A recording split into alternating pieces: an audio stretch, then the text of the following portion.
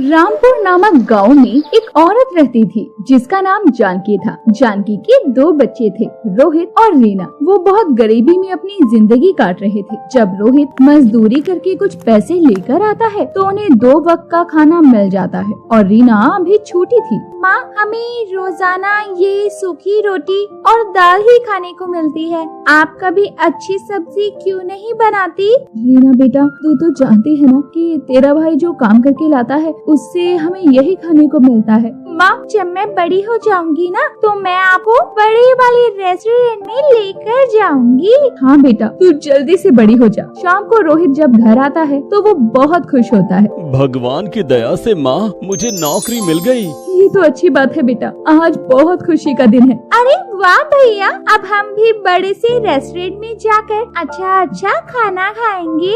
हाँ, क्यों नहीं माँ, लेकिन नौकरी के लिए मुझे शहर जाना होगा। ये क्या बोल रहा है बेटा, तेरे सिवा हमारा यहाँ है ही कौन? माँ परेशान मत हो, मैं कुछ दिनों के लिए जा रहा हूँ और नौकरी पक्की होते ही मैं तुम्हें और रीना को वहीं बुला लूंगा। रोहित एक पढ़ा लिखा लड़का था जिसे गरीबी के कारण गांव में मजदूरी करनी पड़ रही थी और अब उसे नौकरी मिल जाती है। वो गांव से शहर चला जाता है। ऐसे ही समय बीतता है और एक दिन रोहित शहर से वापस आता है। माँ, ओ माँ, देख तेरा बेटा वापस आ गया। कितना समय लगा दिया बेटा तूने, इस बार कितने दिन की छुट्टी पर घर आया है? जानकी के ये बोलने पर एक लड़की रोहित के पीछे से आगे आती है। ये कौन है बेटा? नमस्ते माँ जी। माँ, ये आपकी बहू आरती है। रोहित, तूने शहर जाकर शादी कर ली और हमें बताया तक नहीं। अरे माँ, आरती मेरे साथ नौकरी करती थी और आरती और मैं एक दूसरे को पसंद करने लगे और हमने शादी कर ली। मैं ये शादी नहीं मानती। माँ, ऐसा क्यों बोल रही हो? मैं आरती से बहुत प्यार करता हूँ। पता नहीं कौन है, कहाँ से आई है, किस खानदान की है, बिना जाने मैं इसे अपने घर की बहू नहीं मान सकती। माँ, हम गरीबों का क्या खानदान? रोहित, हम गरीब जरूर है पर हमें भी समाज में ही रहना है और तू जानता है ना कि तेरी एक बहन भी है, इसकी भी तो हमें शादी करनी है। माँ, आरती अच्छे घर से है और वो एक समझदार पढ़ी लिखी लड़की है। समझदार है तो क्या शहर की है? तू जानता है ना शहर की लड़कियाँ कैसी होती हैं। माँ जी, मैं शहर की भले ही हूँ पर अपने संस्कारों को अच्छे से जानती हूँ। हाँ, ठीक है। रीना, जा अपनी भाभी का गृह प्रवेश करवा दे। ये बोलकर जानकी चली जाती है और रीना पूजा की थाल लेकर आरती का गृह प्रवेश करवाती है। फिर दूसरा दिन होता। माँ, किचन में तो कुछ भी नहीं है, बस थोड़े से ही आलू पड़े हुए हैं। आलू की सब्जी बना ले। आज तो भाभी की पहली रसोई है और हमारी रसोई में तो कुछ है ही नहीं बनाने के लिए। तो क्या हुआ, वो आलू की सब्जी बना देगी। माँ, भाभी ना शहर से आई है, उन्होंने तो अच्छा खाना खाया होगा ना, वो यहाँ आकर इतना साधारण खाना खाएगी। चल, मैं बाहर आंगन में देखती हूँ, पालक हुआ तो मैं ले आती हूँ। जानकी बाहर से पालक लाती है और तभी आरती अपने कमरे से तैयार होकर निकलती है। नमस्ते माँ। नमस्ते। रीना, तुम क्या सोच रही हो खड़ी होकर? भाभी, आज आपकी पहली रसोई है और हमारे यहाँ तो रसोई में कुछ भी नहीं है, बस थोड़े से आलू है और ये पालक है। तो क्या हुआ रीना, मैं अपनी रसोई में पालक की सब्जी और आलू की सब्जी बना लेती हूँ। आरती खुशी से अपनी पहली रसोई में पालक की सब्जी और आलू की सब्जी बनाती है, फिर सबको परोसती है। पूरा परिवार मिलकर रूखी सूखी सब्जी और रोटी खा लेता है और रोहित कमरे में कहता है, आरती, मुझे माफ कर दो, मैं अभी यहाँ इतना ही काम कर रहा हूँ कि 2 वक्त का खाना ही मिल सके। तुम्हें शहर वाले आराम नहीं दे पा रहा हूँ, पर मैं कोशिश पूरी कर रहा हूँ। आप परेशान मत हो, मैं भी तो इस घर का हिस्सा हूँ, तो परिवार के सुख दुख में परिवार का साथ देना भी तो मेरा कर्तव्य है। ऐसे ही दिन बीतते हैं और आरती के ससुराल में वही रूखी सूखी दाल सब्जी बनती थी। वो रोज खा कर बोर हो जाती है और सोचती है, मैं तो कुछ दिन पहले ही यहाँ आई हूँ और ये दाल रोटी खाकर मैं थक गई हूँ। मेरे ससुराल वाले तो ये कब से खा रहे हैं, वो भी तो थक गए होंगे। मुझे भी रोहित की मदद करनी होगी। उनके गांव में थोड़े ही आगे आरती के दोस्त जतिन का ऑफिस था। आरती अपना सीवी लेकर नौकरी के लिए ऑफिस में जाती है। हेलो जतिन, कैसे हो? मैं ठीक हूँ, तुम बताओ आरती, इतने दिन बाद कैसे आना हुआ? ये मेरा सीवी है जतिन, मैं नौकरी के लिए आई हूँ। आरती, तुम्हारी तो शादी हो गई थी, तो तुम्हें नौकरी की क्या जरूरत? आरती जतिन को सब कुछ बताती है और जतिन ये सुनकर आरती को नौकरी दे देता है। आरती तुम परेशान मत हो, कल से तुम ऑफिस आ सकती हो। Thank you Jatin. आरती घर जाती है और रास्ते से मिठाई का डब्बा भी लेकर जाती है। आरती, तुम कहाँ से आ रही हो? माँ, मिठाई खाओ, कल से मैं नौकरी करने जाऊंगी। ठीक है बेटा। ये सुनकर जानकी की आंखों में आंसू आ जाते हैं और वो आरती को पसंद करने लगती है। माँ, आप क्यों रो रही हो? ये तो खुशी की बात है ना। मैं रो नहीं रही हूँ, ये तो खुशी के आंसू हैं। मुझे माफ कर दे बेटा, मैंने तुझे गलत समझा। नहीं माँ, आपको माफी मांगने की जरूरत नहीं है। जानकी सोचती है कि मैं तो शहर की मगरूर लड़की इसे समझती थी, पर ये तो बहुत समझदार है। ऐसे ही काम करते करते आरती को पूरा महीना बीत जाता है और उसे तनख्वाह मिलती है। वो बहुत खुश होती है। आज मेरी पहली तनख्वाह मिली है, घर वालों को अच्छे से रेस्टोरेंट में ले जाकर खाना खिलाऊंगी और घर में राशन भी भरवाना है। ऐसा सोचते हुए आरती घर आ रही थी। घर पहुंचकर आरती सभी घर वालों के साथ एक बड़े से रेस्टोरेंट में जाती है और सभी टेबल पर बैठते हैं। तभी वेटर आता है। मैम, आपका ऑर्डर क्या है? ऑर्डर दे दीजिए। माँ, आप क्या खाएंगे? जो खाना है वो ऑर्डर कर दीजिए। आरती की खुशी देखते हुए सभी घर वाले अपनी मनपसंद की चीजें ऑर्डर करते हैं। वीना अपनी मनपसंद पाव भाजी ऑर्डर करती है, जानकी शाही हलवा मंगवाती है और रोहित और आरती अपने लिए पिज्जा मंगवाते हैं और पूरा घर खुशी खुशी खाना खाता है और सब अपने घर चले आते हैं। बेटा, ये खाना तो बहुत महंगा होगा ना? आज तो तुम्हारी पूरी तनख्वाह ही खत्म हो गई होगी। नहीं, ये इतना महंगा नहीं है। ये सब तो हम घर पर भी बना सकते हैं। घर पर कैसे बनाएंगे बहू? घर में तो राशन है ही नहीं। आरती बाजार जाकर घर का राशन लेकर आती है और दूसरे दिन घर में शाही पकवान बनाती है। माँ, इतनी अच्छी खुशबू कहाँ से आ रही है? हाँ बेटा, खुशबू तो बहुत अच्छी आ रही है। अरे, बहुत अच्छी खुशबू आ रही है। क्या बन रहा है? ये खुशबू यहाँ से आ रही है। आरती वहाँ खाने की थाल लेकर आती है और उसे देखकर सब लोग बहुत खुश होते हैं। आरती, लगता है आज तो तुमने बहुत पकवान बनाए हैं। जी, और आपका मनपसंद हलवा भी बनाया है। अरे वाह, आज तो घर में रेस्टोरेंट जैसा खाना मिलेगा। भाभी, मेरी मनपसंद पाव भाजी तो बनाई है ना आपने? हाँ रीना, तुम्हारी मनपसंद पाव भाजी भी बनाई है आज मैंने। राशन तो घर में था ही नहीं बेटी, तो तुमने ये सब कहाँ से बनाया? माँ, मेरे पास जो पैसे बचे थे उससे मैं घर का राशन ले आई। जानकी ये सुनकर अपनी सोच पर बहुत शर्मिंदा होती है कि उसने आरती को क्या समझा और आरती क्या निकली। आरती तो दिल की बहुत अच्छी थी। उसने अपनी सारी तनख्वाह अपने खाने पीने और घर के राशन पर खर्च कर दी और अपने लिए कुछ नहीं बचाया। अब जानकी आरती को अपनी बहू से बढ़कर बेटी मान लेती है। अगर आपको हमारी ये कहानी पसंद आई हो तो इस कहानी को लाइक करें और अपने दोस्तों से शेयर करें और हमारे चैनल को ऐसी ही कहानियाँ देखने के लिए सब्सक्राइब कर लें। ओह, इतनी तेज बारिश हो रही है, ऊपर से कैब भी बुक नहीं हो रही। शुक्र है भगवान का, कैब तो बुक हुई।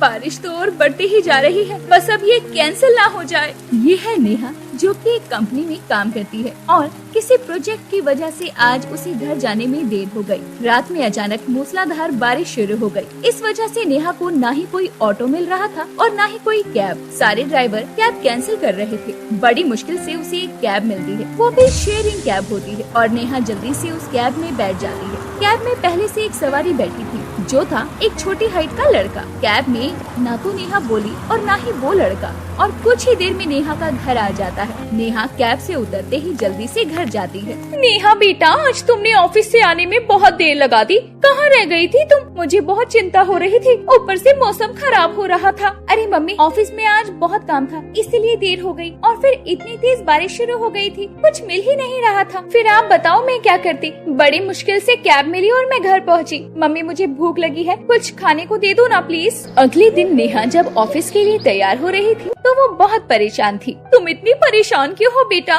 वो मम्मी, मेरे डॉक्यूमेंट की फाइल नहीं मिल रही, वो मेरे लिए बहुत जरूरी है। आज मेरी मीटिंग है, फाइल नहीं मिल रही। आप देखो ना, कहाँ गई है वो? अरे, वो फाइल तो तुम कल ऑफिस लेकर गई थी ना, हो सकता है वहीं छूट गई हो।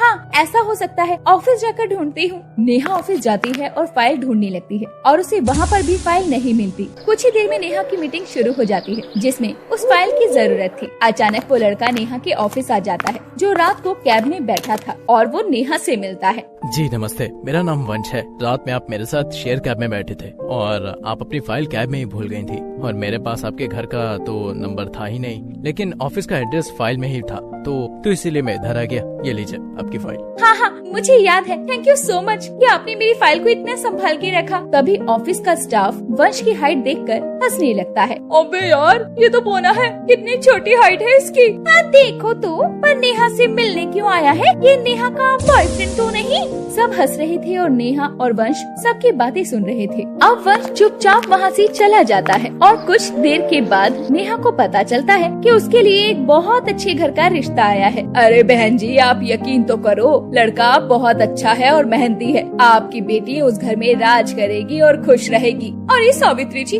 लड़के की हाइट बहुत छोटी है, हमारे नेहा के मुकाबले तो उसकी हाइट बहुत कम है। अरे सब बहुत बातें बनाएंगे, आप ये रिश्ता छोड़ो, कोई और रिश्ता देखो। अच्छा ठीक है। आंटी जी, आपने लड़के का क्या नाम बताया? लड़के का नाम वंश है। ये रहा फोटो, एक बार तुम भी देख लो, शायद तुम्हें पसंद आ जाए।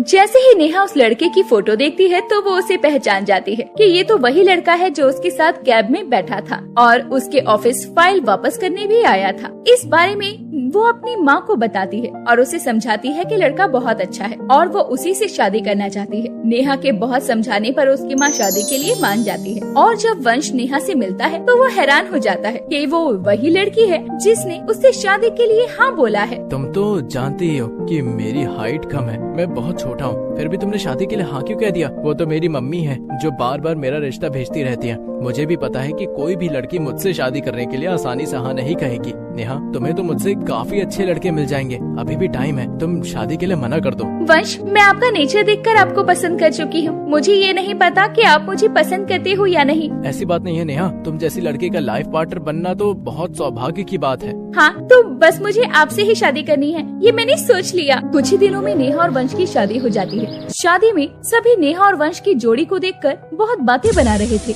लेकिन उससे नेहा को कोई फर्क नहीं पड़ रहा था। अरे सुनीता बहन जी, आपको अपनी नेहा के लिए इतनी छोटी हाइट का लड़का ही मिला क्या? आपकी नेहा तो देखने में सुंदर है, लंबी है, चौड़ी है, उसके जैसी हाइट का लड़का ढूंढते, ये कैसा छोटी हाइट का लड़का ढूंढ दिया? तभी एक बच्चा आकर सुनीता से बोलता है, आंटी जी, आपको स्टेज पर बुला रहे हैं। मैं अभी आती हूँ, मुझे बुला रहे हैं, आप लोग कुछ लीजिए। नेहा के जब ऑफिस के फ्रेंड आते हैं तो वो भी उनकी जोड़ी देखकर बातें बनाने लगते हैं। अरे नेहा, ये तो वही लड़का है ना जो उस दिन तुम्हारी फाइल देने ऑफिस आया था? तुमने भी क्या पसंद किया इतनी छोटी हाइट की लड़की को? कम से कम अपनी बराबर की हाइट का लड़का तो चुनती। स्वीटी प्लीज ऐसा कुछ मत बोलो, तुम लोग शादी में आए हो ना, तो मैं नहीं चाहती कि तुम लोग ऐसी कोई भी बात करो, और मैं तुम्हें अपना अच्छा दोस्त मानती हूँ, तो तुम हमारे रिश्ते को खराब मत करो। तुम सब खाना खाकर जाना। नेहा ने सबको चुप करवा दिया। नेहा की शादी हो गई, उसने सबकी बातों को अनसुना कर दिया और शादी के बाद नई नवेली दुल्हन बनकर वो वंश के साथ घर में आ गई। मुंह दिखाई की रस्म के बाद नेहा की सास उसके कमरे में आकर बोलती है, नेहा बहू, तुमने पैकिंग नहीं की क्या? पैकिंग में जूली तुम्हारी मदद कर देगी। सूट तो वहाँ कोई पहनता नहीं है, तो भारी साड़ियाँ ही रख लेना। तुम अभी नई नवेली दुल्हन हो, सब तुम्हें देखेंगे। जूली चल, तू भाभी की मदद कर दे, अगले 2 घंटे में निकलना है हमें, वरना तेरे बाबूजी शाम को शोर मचाने लग जाएंगे और घर को सर पे उठा देंगे। जूली, तू तो जानती ही है कि उनके मित्र के यहाँ कुछ भी होता है तो तुम्हारे बाबूजी समय से पहले पहुँचना पसंद करते हैं, और हम में से किसी ने भी ज्यादा देर कर दी तो तेरे बाबूजी पूरा घर सर पर उठा लेंगे। माँ तुम जाओ, मैं भाभी की मदद करती हूँ। और वो वंश भैया कहाँ है? सुबह से भाभी अकेली बैठी है, अभी तक उनसे मिलने भी नहीं आई। अरे तुम्हारे बाबूजी तुम्हारे भैया को हलवाई की दुकान पर देसी घी की मिठाई लेने भेज चुके हैं, तो सुबह से वही बनवा रहा है। कल ही नेहा अपने ससुराल आई और आज उसके ससुराल वाले उसे किसी और की शादी में लेकर जा रहे थे, जिस वजह से नेहा वंश को जानती तो थी, लेकिन शादी के बाद से अभी तक वो वंश से मिली तक नहीं थी। वो सब ट्रेन से गांव जा रहे थे। कुछ ही घंटे में ट्रेन ने गांव में ले जाकर उन्हें छोड़ दिया। गांव पहुंचते ही सबने नेहा को घेर लिया, क्योंकि नेहा एक नई नवेली दुल्हन जो थी। हम सब औरतें एक साथ सो जाएंगी। नेहा बहू, तुम जूली के बिस्तर पर सो जाना। अरे ये बिजली कैसे कड़कने लगी, लगता है बहुत तेज बारिश आने वाली है। ठीक है मम्मी जी। रात हो चुकी थी और बारिश भी होने लगती है। सभी मेहमान सो गए थे, लेकिन नेहा और वंश की आंखों में तो नींद ही नहीं थी। वो दोनों अपने मोबाइल से मैसेज पर एक दूसरे से बातें कर रहे थे। उनके लिए ये शादी की पहली रात थी, यानी सुहाग रात थी। दोनों अलग अलग बिस्तर पर सोए हुए थे। तभी वंश ने मैसेज में लिखा, यहाँ तो सब सो चुके हैं, अगर वहाँ भी सब सो चुके हैं तो कुछ देर के लिए बाहर आंगन में आओ ना। ठीक है, मैं आती हूँ। नेहा किसी तरह बाहर आती है, जहाँ पहले से ही वंश खड़ा था। बहुत बारिश हो रही है, हम दोनों भीग जाएंगे। एक काम कर करते हैं, वो सामने झोपड़ी में चलते हैं, वहाँ घास फूस की छत है, वहाँ बारिश से बच जाएंगे। उसके बाद वंश नेहा का हाथ पकड़कर उसे झोपड़ी में ले जाता है। नेहा को डर तो लग रहा था, लेकिन उसे वंश का साथ पाकर बहुत खुशी हो रही थी। झोपड़ी में पहुंचने के बाद वंश उसे प्यार भरी नजरों से देख रहा था। इतने में ही नेहा चिल्ला पड़ती है, चूहा चूहा देखो चूहा। अरे चूहा तो भाग गया, पर लेकिन एक फायदा हो गया, तुम मेरे करीब आ गई हो। ये सुनकर नेहा शर्मा जाती है और फिर अचानक से बिजली की कड़कड़ाहट से नेहा डर जाती है और वंश फिर से उससे लिपट जाता है। वो पल खुशनुमा बन जाता है और बारिश में नेहा और वंश की सुहाग रात एक यादगार रात बन जाती है। आपको इस कहानी में कौन सा हिस्सा सबसे अच्छा लगा, हमें कमेंट में बताना ना भूलें। अगर आपको हमारी ये कहानी पसंद आई हो तो इस कहानी को लाइक करें और अपने दोस्तों से शेयर करें और हमारे चैनल को ऐसी ही कहानियाँ देखने के लिए सब्सक्राइब कर लें और इसी कहानी का पार्ट 2 देखने के लिए कमेंट करें पार्ट 2 लिखकर।